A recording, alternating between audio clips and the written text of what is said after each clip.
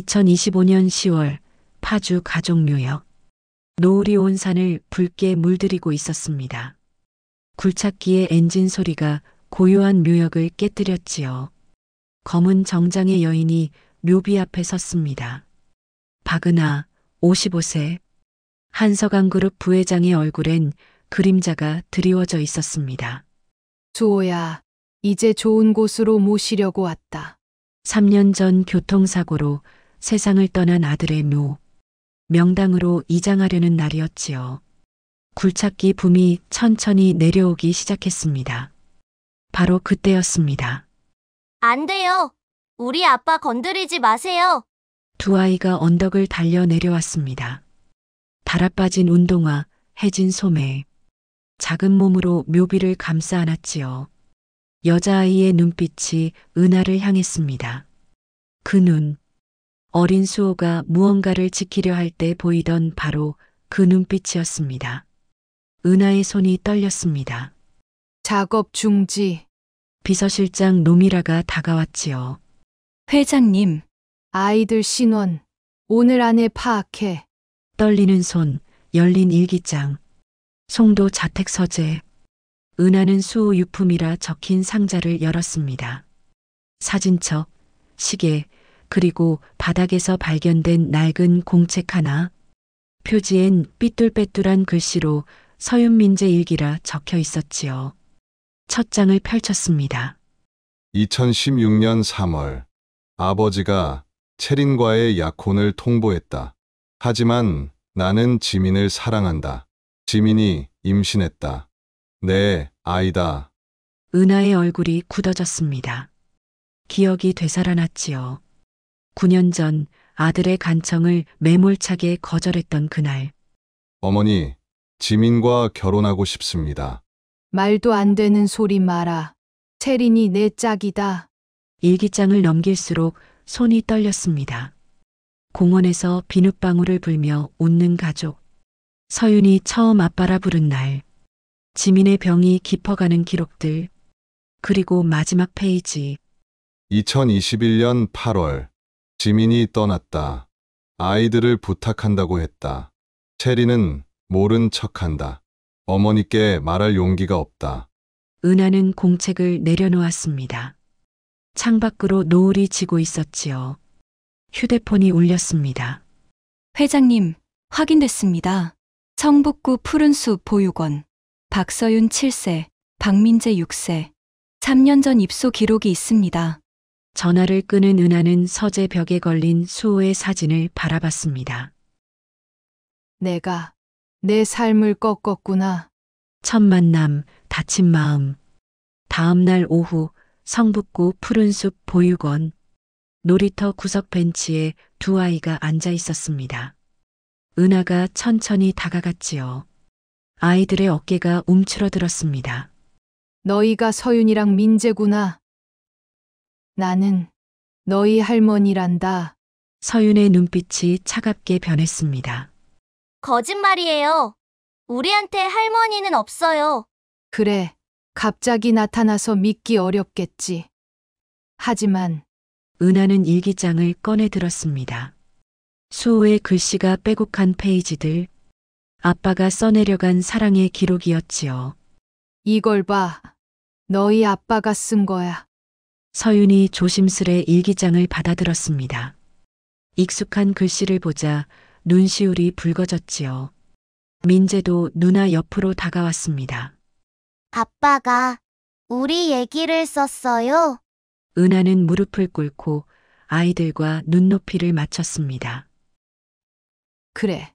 너희를 얼마나 사랑했는지, 얼마나 보고 싶어 했는지 다 적혀 있어. 잠시 침묵이 흘렀습니다. 원장 문혜정이 멀리서 지켜보고 있었지요. 서윤이 입을 열었습니다. 어른들은 다 거짓말쟁이에요. 엄마라는 사람도 우릴 버리고 갔어요. 그 말에 은하의 가슴이 찔렸습니다. 아이들이 겪은 상처가 얼마나 깊은지 알 수 있었지요. 미안하다. 늦게 와서. 하지만 이제부터는 달라질 거야. 은하는 새끼손가락을 내밀었습니다. 약속할게. 내가 너희를 지킬게. 서윤은 한참을 망설였습니다. 민재가 먼저 작은 손가락을 내밀었지요. 서윤도 천천히 손가락을 걸었습니다. 세 사람의 약속이 맺어진 순간이었습니다. 돌아가는 차 안에서 노미라가 보고했습니다. 회장님, 이상한 점을 발견했습니다. 3년 전 사고 당일 채린 씨와 도련님 사이에 통화 기록이 있습니다. 그리고 그리고 대학병원이 아닌 작은 병원으로 이송 지시를 내린 기록이 있습니다. 은하의 눈빛이 날카로워졌습니다. 하지만 이내 고개를 저었지요. 지금은 아이들이 먼저다. 진실은 천천히 밝혀도 늦지 않아. 차창 밖으로 어둠이 내리고 있었습니다. 오늘은 시작일 뿐이었지요. 앞으로 펼쳐질 싸움이 기다리고 있었습니다. 그러나 은하는 알았습니다. 이제 자신이 무엇을 위해 싸워야 하는지를. 한 달이 흘렀습니다. 은하는 매일 오후 3시 푸른 숲 보육원을 찾았지요. 비가 오나 눈이 오나 어김없었습니다. 처음엔 멀리서 지켜보기만 했습니다. 아이들도 할머니를 의식하면서도 모른 척했지요. 어느 날 서윤이 먼저 다가왔습니다. 왜 매일 오세요? 너희가 보고 싶어서. 거짓말. 거짓말이 아니야. 이것 봐. 은하는 가방에서 작은 앨범을 꺼냈습니다. 수호의 어린 시절 사진들이었지요. 학예회 날 나비 날개를 달고 선 모습, 첫 자전거를 타던 날, 졸업식 사진까지. 너희 아빠도 너희 나이 때 이랬단다. 서윤이 사진을 한 장씩 넘겼습니다. 아빠의 어린 모습이 민재와 닮아 있었지요. 민재가 조심스레 물었습니다. 할머니는 아빠 보고 싶어요. 그럼 매일매일 보고 싶지. 그 말에 민재가 은하의 손을 살짝 잡았습니다. 작고 따뜻한 손이었지요. 채린의 등장. 보육원 상담실. 원장 문혜정이 난처한 표정으로 은하를 맞았습니다. 은하 씨, 어제 채린 씨가 다녀가셨어요. 채린이요? 네. 아이들의 법적 보호자라며 서류를 가져오셨습니다. 양육권을 주장하시더군요. 은하의 얼굴이 굳어졌습니다. 3년간 한 번도 찾지 않던 채린이 왜 지금 나타났을까요? 그날 밤 변호사 최강우가 은하의 집을 찾았습니다. 채린 씨가 정식으로 소송을 제기했습니다. 아이들의 양육권과 고 박수호 씨의 유산 상속권을 주장하고 있습니다. 3년이나 방치했으면서요? 불가피한 사정이 있었다고 주장합니다. 해외 치료를 받느라 어쩔 수 없었다는 거죠. 은하는 일기장을 꺼내 최강우에게 건넸습니다. 이걸 증거로 쓸 수 있을까요? 최강우가 일기장을 훑어보았지요. 수호가 남긴 기록들, 채린의 무관심, 아이들에 대한 방임이 고스란히 적혀 있었습니다. 충분합니다. 하지만 채린 씨 측도 만만치 않을 겁니다. 법적 배우자라는 지위가 있으니까요. 다음 날 은하는 아이들과 함께 수호의 묘를 찾았습니다. 서윤이 묘비를 쓰다듬으며 말했지요. 아빠, 할머니가 매일 와요. 진짜 할머니 맞는 것 같아요. 민재도 거들었습니다. 할머니가 우리 안아줘요. 따뜻해요. 은하의 눈시울이 뜨거워졌습니다. 그때 서윤이 조용히 물었지요. 그런데 엄마라는 사람이 우리 데려간대요. 무서워요. 엄마, 채린이요. 우리 버렸는데 이제 와서 엄마래요. 은하는 아이들을 꼭 안았습니다. 걱정 마. 할머니가 지킬게. 정말요? 약속해요? 그럼 약속. 세 사람은 다시 새끼손가락을 걸었지요. 하지만 은하는 알고 있었습니다. 이 약속을 지키기가 쉽지 않을 거라는 것을. 저녁, 은하의 집무실. 노미라가 긴급히 들어왔습니다. 회장님, 탐사기자 류상우가 찾아왔습니다. 기자, 류상우는 서류 뭉치를 내밀었지요. 박수호 씨 사고 당일의 기록입니다. 이상한 점이 있더군요. 은하가 서류를 펼쳤습니다. 구급차 운행 기록, 병원 이송 경로, 통화 내역까지. 보시다시피 대학병원이 더 가까웠는데 작은 병원으로 이송됐습니다. 그리고 이송 지시를 내린 사람의 통화 기록. 채로 시작하는 전화번호가 보였습니다. 이게 무슨 의미죠? 거래하시죠. 제가 더 깊이 파볼 테니 대가를 주십시오. 은하는 단호하게 고개를 저었습니다. 필요 없습니다. 나가 주시죠. 류상우가 나간 뒤 노미라가 걱정스럽게 물었지요. 괜찮으시겠습니까? 진실을 밝힐 기회인데. 지금은 아이들이 먼저야. 법정에서 이기는 게 급해. 무거운 결심. 깊은 밤 은하는 서재에서 수호의 일기장을 다시 읽었습니다. 어머니께 용서받고 싶다. 하지만 지민과 아이들을 포기할 수 없다. 언젠가는 이해해 주시겠지. 은하의 눈에서 눈물이 흘렀습니다. 아들이 얼마나 힘들었을까요? 자신과 사랑 사이에서 얼마나 고민했을까요? 창밖으로 새벽이 밝아오고 있었습니다. 은하는 결심했지요. 체면도 규범도 다 내려놓기로, 오직 아이들을 위해 싸우기로. 전화기를 들었습니다. 최 변호사님, 전면전입니다. 모든 수단을 동원하세요. 알겠습니다. 그런데 회장님, 한 가지 준비하셔야 할 게 있습니다. 뭡니까? 아이들의 의사 확인이 필요합니다. 법정에서 직접 진술해야 할 수도 있어요. 은하는 잠시 망설였습니다. 어린 아이들을 법정에 세운다는 것. 그것만은 피하고 싶었지요. 다른 방법은 없나요? 아이들의 진심이 가장 강력한 무기입니다. 전화를 끊고 은하는 다시 일기장을 펼쳤습니다. 수호의 마지막 문장이 눈에 들어왔지요. 아이들아, 아빠가 항상 지켜볼게.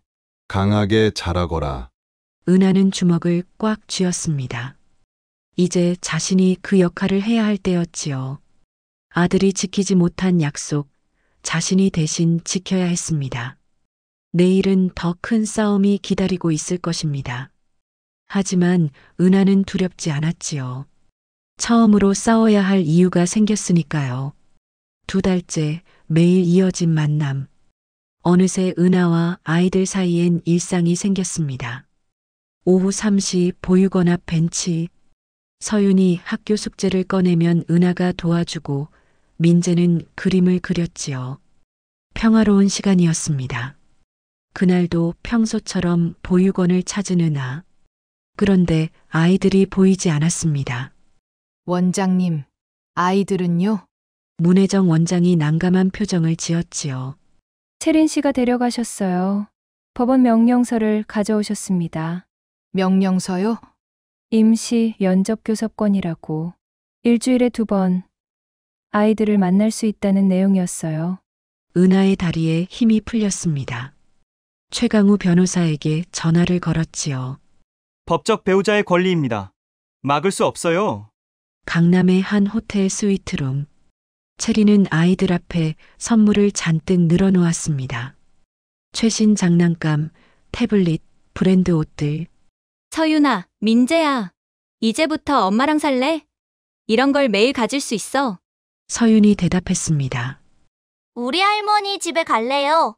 할머니, 그 무서운 할머니? 체린이 아이들에게 사진을 보여줬지요. 은하가 회사에서 직원들을 냉정하게 대하는 모습들이었습니다. 이런 사람이 너희를 진짜 사랑할까? 그저 체면 때문이야. 민재가 울음을 터뜨렸습니다. 할머니한테 가고 싶어요. 체린의 표정이 차가워졌지요. 너희가 원하든 원하지 않든 법적으로 난 너희 엄마야. 무너지는 보호막. 은하의 집무실에 충격적인 소식이 전해졌습니다. 회장님, 체린 측에서 새로운 증거를 제출했습니다. 노미라가 서류를 내밀었지요. 3년 전 수호가 체린과 찍은 가족 사진들. 행복해 보이는 부부의 모습이었습니다. 이게 어떻게? 언론 플레이도 시작했습니다. 재벌가 며느리의 눈물 같은 제목으로요. 최강우 변호사가 덧붙였습니다. 더 큰 문제가 있습니다. 체린 측이 은하 회장님의 과거를 들추고 있어요. 과거요? 30년 전 회장님이 수호군 어머니와 양육권 소송을 하신 기록입니다. 그때도 이기셨죠? 은하의 얼굴이 창백해졌습니다. 젊은 날의 실수, 사업에만 매달려 아들의 마음을 놓쳤던 시간들이 떠올랐지요. 박 부회장, 이 스캔들이 회사 이미지에 악영향을 주고 있어. 아이들 문제는 조용히 처리하시오. 체면을 생각하셔야지요. 은하는 묵묵히 앉아 있었습니다. 이사들의 시선이 따가웠지요. 그때 회장실 문이 열렸습니다. 아버지께서 부르셨습니다. 팔순의 회장, 은하의 시아버지였지요. 단독 면담이 시작됐습니다.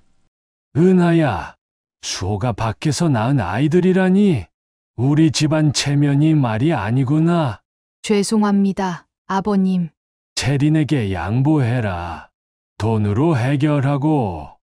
은하는 고개를 들었습니다. 못합니다. 뭐, 아이들은 돈으로 살 수 없습니다. 노 회장의 눈빛이 차가워졌지요. 그럼 부회장직을 내려놓아라. 작은 손편지, 절망적인 하루. 은하는 지친 몸으로 집에 돌아왔습니다. 현관에 작은 봉투가 놓여 있었지요.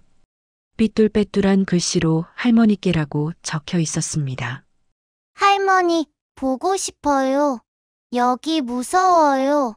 그 아줌마가 자꾸 엄마라고 해요. 우리 엄마는 하늘에 있는데 할머니가 데리러 와주세요. 민재. 할머니, 약속 지킬 거죠? 우리도 기다릴게요. 사랑해요. 서윤. 은하의 눈에서 눈물이 흘렀습니다. 편지를 가슴에 꼭 안았지요. 그때 노미라가 뛰어들어왔습니다. 회장님, 중요한 걸 발견했습니다. 뭔데? 3년 전 보육원 입소 서류입니다. 보호자란에 채린 씨가 직접 서명했어요. 양육 포기라고 명시되어 있습니다. 은하의 눈빛이 번뜩였습니다. 그리고 이거 보세요. 보육원 CCTV입니다. 3년간 단 한 번도 채린 씨가 찾아온 기록이 없어요. 버려진 체면, 선택한 사랑. 새벽 4시, 은하는 거울 앞에 섰습니다. 한석안그룹 부회장, 재계 서열 10위 안의 여성 CEO. 30년간 쌓아온 체면과 지위. 그것들이 지금 무슨 의미가 있을까요? 서랍에서 사직서를 꺼냈습니다. 그리고 또 다른 종이. 후견인 신청서였지요. 수호야, 엄마가 늦었구나. 수호의 사진을 바라보며 은하는 결심했습니다. 아침 일찍 은하는 회장실을 찾았지요. 아버님, 부회장직 내려놓겠습니다. 정신이 들었구나. 대신 저는 아이들의 할머니가 되겠습니다. 노 회장이 놀란 얼굴로 은하를 봤습니다. 그 눈빛엔 처음 보는 결연함이 있었지요. 은하야, 너! 30년 전 며느리 역할만 하느라 엄마가 되지 못했습니다. 이제라도 진짜 할머니가 되고 싶습니다. 회장실을 나오며 은하는 최강우에게 전화했습니다. 변호사님, 새로운 증거가 있습니다. 그리고요? 아이들을 법정에 세우겠습니다. 아이들의 목소리가 필요하다면서요? 하지만 아이들에게 상처가. 괜찮습니다. 제가 옆에 있을 겁니다. 이번엔 제가 지킬 겁니다. 전화를 끊고 은하는 깊게 숨을 들이쉬었습니다. 창밖으로 아침 해가 떠오르고 있었지요. 오늘도 싸워야 할 하루. 하지만 이제 두렵지 않았습니다. 체면 대신 사랑을 선택한 순간 은하는 진짜 강해졌으니까요. 법정 출석 일주일 전 은하는 아이들과 특별한 시간을 보냈습니다. 보육원 상담실에서 최강우 변호사와 함께 모의 법정을 열었지요. 서윤아, 민재야, 곧 중요한 날이 있어. 판사님 할아버지께 우리 마음을 전하는 날이야. 서윤이 걱정스런 눈빛으로 물었습니다. 무서운 사람들이 많이 있어요?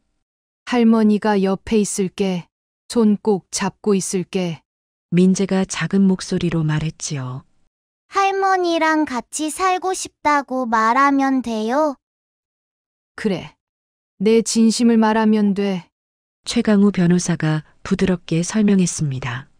판사님이 물어보시면 천천히 대답하면 됩니다. 거짓말할 필요 없어요. 느낀 그대로 말하면 돼요. 원장 문혜정이 아이들의 3년 기록을 정리해 왔지요. 그림일기, 상담 기록, 건강검진표까지. 채린이 한 번도 찾아오지 않은 3년의 시간이 고스란히 담겨 있었습니다. 2025년 11월 15일 서울가정법원. 은하는 검은색 대신 부드러운 회색 정장을 입었습니다. 아이들도 깔끔한 옷을 입었지요. 서윤이 민재의 손을 꼭 잡고 있었습니다. 법정 문이 열렸습니다. 채리는 화려한 정장 차림이었지요. 그녀 옆엔 비싼 변호사 2명이 앉아 있었습니다. 판사가 입장했습니다. 50대 여성 판사였지요. 온화한 눈빛이 아이들을 향했습니다. 오늘은 서윤이와 민재의 이야기를 듣는 날입니다. 어른들의 싸움이 아니에요. 채린 측 변호사가 먼저 일어났습니다. 저희는 법적 배우자의 친권을 주장합니다. 채린 씨는 해외 치료로 불가피하게 떨어져 있었을 뿐입니다. 증거 서류들이 제출됐지요. 위조된 진료 기록, 꾸며진 사진들. 채린이 눈물을 흘리며 말했습니다. 저는 아이들을 너무 사랑합니다. 이제라도 엄마가 되고 싶습니다. 은하는 조용히 앉아 있었습니다. 노미라가 걱정스럽게 은하를 봤지요. 최강우 변호사가 일어났습니다. 재판부에 증거를 제출합니다. 첫 번째는 보육원 입소 서류였습니다. 양육폭이라고 적힌 채린의 자필 서명이 선명했지요. 두 번째는 3년간의 CCTV 기록. 단 한 번도 찾아오지 않은 1095일의 기록이었습니다. 세 번째는 수호의 일기장. 채린의 무관심과 방임이 적혀 있었지요. 2019년 5월 15일 채린이 서윤이 울음소리가 시끄럽다고 호텔로 갔다. 2020년 8월 3일 민재가 아픈데 채린은 모임이 있다며 나갔다. 법정이 술렁였습니다. 판사가 말했습니다. 이제 아이들의 이야기를 듣겠습니다. 서윤이부터 이리 나오려. 서윤이 떨리는 다리로 증언대에 섰습니다. 은하가 따라 일어나려 하자 판사가 손짓으로 제지했지요. 하지만 따뜻한 미소로 서윤을 격려했습니다. 서윤아, 누구와 살고 싶니? 할머니요. 왜? 서윤이 채린을 한번 보고는 다시 판사를 봤습니다. 할머니는 매일 왔어요. 비 와도 눈 와도요. 그리고 할머니는 약속을 지켜요. 무슨 약속? 우리를 지켜준다고요. 버리지 않는다고요. 서윤의 눈에서 눈물이 흘렀지요. 저기 있는 아줌마는 우리가 태어났을 때부터 싫다고 했대요. 아빠 일기장에 있었어요. 민재 차례가 됐습니다. 작은 목소리가 법정에 울렸지요. 할머니가 따뜻해요. 안아줘요. 아빠 얘기도 해줘요. 판사가 물었습니다. 채린 씨는 어때? 민재가 고개를 숙였습니다. 무서워요. 큰 소리로 혼내요. 1시간의 휴정 후 판결이 내려졌습니다. 본 재판부는 다음과 같이 판결합니다. 법정이 숨을 죽였지요. 아동복지법상 유기 및 방임이 명백히 인정됩니다. 3년간의 양육 포기는 친권 상실 사유에 해당합니다. 채린의 얼굴이 굳어졌습니다. 또한 아동의 의사가 명확합니다. 아동의 복리를 최우선으로 고려할 때 판사가 은하를 바라봤지요. 박은하 씨를 서윤, 민재의 법적 후견인으로 지정합니다. 채린 씨의 친권은 박탈합니다. 법정 밖 복도. 채린이 마지막으로 다가왔습니다. 이게 끝이 아니에요. 은하가 조용히 답했지요. 채린 씨, 진짜 사랑했다면 3년 전에 왔어야죠. 채린이 뒤돌아 사라졌습니다.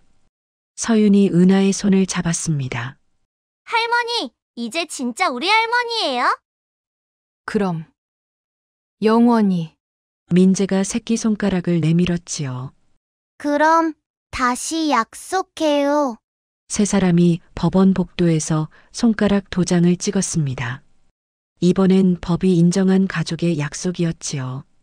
노미라가 다가와 귓속 말했습니다. 회장님, 이제 시작입니다. 집도 준비해야 하고 학교 전학도. 알아요. 그런데 미라 씨, 네, 이제 회장님 말고 할머니라고 불러줘요. 아이들 앞에서는. 노미라가 미소 지었습니다. 송도의 집으로 가는 차 안. 민재가 물었습니다. 할머니 집 커요. 응, 너희 방도 있어. 서윤이 놀랐지요. 우리 방이요? 진짜 우리 방? 그럼 서윤이 방, 민재 방, 원하는 색으로 꾸밀 거야. 아이들의 눈이 반짝였습니다. 은하는 차창 밖을 봤지요. 석양이 도시를 물들이고 있었습니다. 수호가 좋아했던 노을색이었습니다. 수호야, 이제 시작이구나. 하지만 은하는 알고 있었습니다. 또 다른 싸움이 남아있다는 것을. 노미라가 조용히 보고했지요. 참, 그 기자가 또 연락했습니다. 사고 관련해서 결정적 증거를 찾았다고. 내일 만나죠. 이제 진실을 밝힐 시간이에요. 차는 송도대교를 건너고 있었습니다. 뒤로는 어둠이, 앞으로는 불빛이 가득했지요. 새로운 시작. 진짜 가족이 되는 첫날이었습니다. 송도의 집, 아침 7시. 은하는 일찍 일어나 부엌에 섰습니다. 서툰 손길로 계란말이를 만들었지요. 30년 만에 만드는 아침 식사였습니다. 할머니! 서윤이 머리를 비비며 나왔습니다. 뒤이어 민재도 로봇 인형을 안고 나왔지요. 잘 잤어? 네. 침대가 구름 같아요. 식탁에 둘러앉았습니다. 민재가 계란말이를 한 입 베어 물었지요. 할머니가 만든 거예요? 응. 맛없니? 아니요. 맛있어요로. 아빠가 만들어준 것 같아요. 은하의 눈시울이 뜨거워졌습니다. 오후 가구점에서 서윤아, 무슨 색 좋아해? 하늘색이요. 민재는? 초록색. 은하는 아이들이 고른 모든 것을 샀습니다. 책상, 의자, 커튼까지. 서윤이 조심스레 물었지요. 할머니, 이렇게 많이 사도 돼요? 그럼 너희 방이잖아. 집에 돌아와 함께 방을 꾸몄습니다. 벽에 아이들이 그린 그림을 붙이고 책장에 좋아하는 책을 꽂았지요. 민재가 침대에 누우며 말했습니다. 여기가 정말 우리 집이에요? 그래, 우리 집. 그날 밤 은하는 서재에서 류상우 기자를 만났습니다. 증거를 찾았습니다. 류상우가 USB를 건넸지요. 화면에 녹취록이 떴습니다.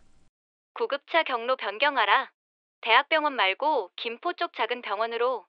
채린의 목소리였습니다. 그날 채린 씨가 병원을 바꿨습니다. 의료진도 미리 준비했고요. 은하가 물었습니다. 왜 그랬을까요? 유산 때문이었겠죠.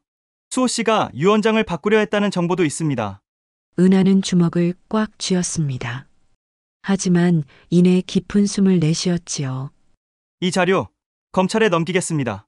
거래는요? 필요 없습니다. 진실은 거래 대상이 아니니까요. 한 달 후 서윤이 학교에서 상장을 받아왔습니다. 할머니, 이거 보세요. 모범상이라고 적혀 있었지요. 우리 서윤이 최고구나. 민재도 유치원에서 그림으로 상을 받았습니다. 냉장고에 상장이 나란히 붙었지요. 저녁이면 은하가 책을 읽어주었습니다. 수호가 어릴 때 읽던 동화책들이었지요. 할머니, 아빠도 이 책 좋아했어요? 응. 특히 이 페이지를 좋아했어. 기사와 용이 싸우는 장면이었습니다. 서윤이 말했지요. 아빠가 우리 지켜주는 기사 같았어요.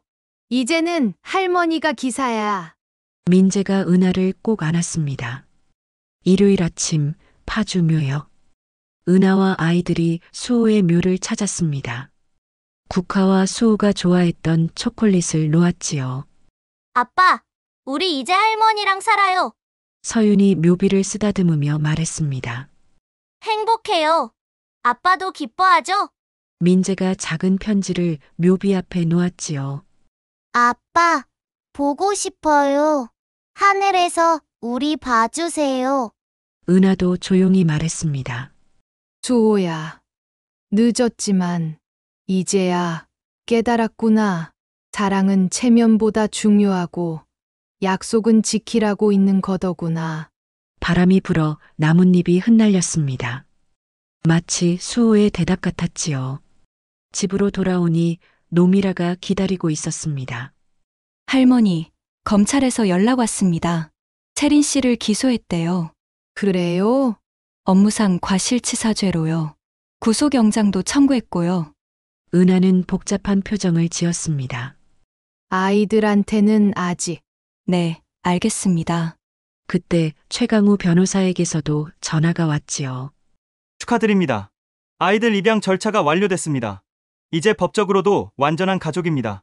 월요일 아침, 은하가 아이들과 함께 등굣길을 걸었습니다. 서윤이 초등학교까지, 민재는 유치원까지. 할머니도 회사 안 가요? 할머니는 이제 너희가 일이야. 교문 앞에서 서윤이 돌아봤지요. 할머니, 오늘도 올 거죠? 그럼 3시에 여기서 기다릴게. 민재가 손을 흔들었습니다. 할머니, 사랑해요. 할머니도 사랑해. 그날 저녁 세 사람은 집 앞 정원에 앉았습니다. 노을이 하늘을 물들이고 있었지요. 수호가 그토록 좋아했던 색이었습니다. 서윤이 말했습니다. 할머니, 우리 커서도 같이 살아요. 그래.